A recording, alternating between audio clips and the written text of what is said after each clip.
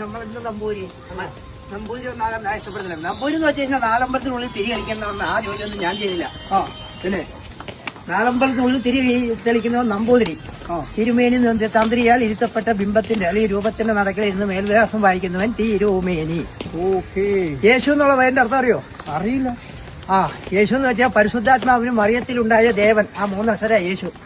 പരിശുദ്ധാത്മാവിന്റെ ശിവ, മറിയത്തിന്റെ ദേവന്റെ ആ ദീർഘപുണ്യ, അതാണ് യേശു. മനസ്സിലായോ? കുരിശിന്റെ അർത്ഥം അറിയോ? ഇല്ല. ഈശ്വരന്റെ കുഞ്ഞ് മരിച്ചടം, അതാണ് കുരിശ്. അത്ര അക്ഷരാണത്.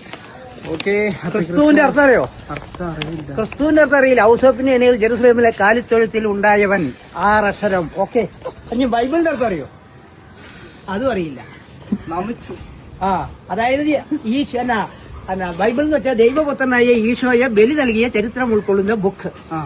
പള്ളിയുടെ അർത്ഥം അറിയില്ലല്ലോ? അറിയില്ല. പ്രാർത്ഥിക്കാനുള്ള ഇടം. ആണോ? ഏതാ സ്ഥലം? പേരെന്താ? എന്റെ ശുദ്ധാനന്ദ ഭുവന മുനി. മുനി ആശ്രമത്തിന്റെ ആള്, സന്യാസിമാരല്ല, താപസോലാണ്. ഞങ്ങൾക്ക് അക്ഷരജ്ഞാനമുള്ള ആൾക്കാരാണ് ഞങ്ങൾ. അതുകൊണ്ടാണ് ഞാൻ ഇത്രയും കാര്യം പറഞ്ഞത്. ഈ ഭൂമിയിലെ ഏത് ഗ്രന്ഥം എടുത്താലും അതിന്റെ അടുത്ത് എല്ലാവരുടെയും പേരിന്റെ അർത്ഥമൊക്കെ പറഞ്ഞു. അത് മാത്രമല്ല എല്ലാ അറിവും വേണം. എല്ലാം ഇപ്പൊ അച്ഛൻ, ആ വാക്കിന്റെ അർത്ഥം എന്താ?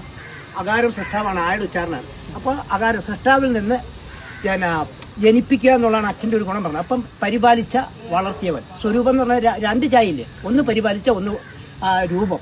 അപ്പോൾ സൃഷ്ടിച്ച് പരിപാലിച്ച് വളർത്തിയ സ്വരൂപത്തിൽ വർദ്ധിക്കുന്നത് കൊണ്ട് നമ്മൾ ആ ഗുണം കണ്ടെത്തില്ല. അതുകൊണ്ട് അച്ചാച്ചാന്ന് വിളിക്കും. ഇനി അമ്മ എന്ന് വിളിക്കുമ്പോൾ 3 അക്ഷരമാണ്. അതായത് അകാര സൃഷ്ടാവാണ്. സൃഷ്ടാവിൽ നിന്ന് മകനെയോ മകളെയോ ജനിപ്പിച്ചു, അതാണ് അമ്മ. ഇനി അത് ഉമ്മ എന്ന് പറയുമ്പോൾ ഉദരത്തിൽ മകനെയോ മകളെ ജനിപ്പിച്ചു, വളർത്തി. ഇനി വാപ്പ സൃഷ്ടിച്ച് പരിപാലിച്ച് വളർത്തി. അപ്പോൾ ഓരോ വാക്കിന് ഈ അർത്ഥങ്ങൾ എത്തണം. ഇവര് നിസ്സാരം എന്ന് ചോദിക്കണം. കൊതുകിന്റെ അർത്ഥം അറിയോ? കോന്ന് വെച്ചാൽ കൊമ്പ്, അവസാനം കേന്ന് പറയും, അത് കയറ്റി. താന്ന് വെച്ചാൽ രക്തം. ഊറ്റാന്ന് പറയുമ്പോൾ അത് കൊമ്പ് കയറ്റിട്ട് രക്തം ഊറ്റുക, അതാണ് കൊതുക്. അത്രയും ഗുണമാണ് അതിനുള്ളത്. അപ്പൊ ശരി, വീണ്ടും നിൽക്കണം.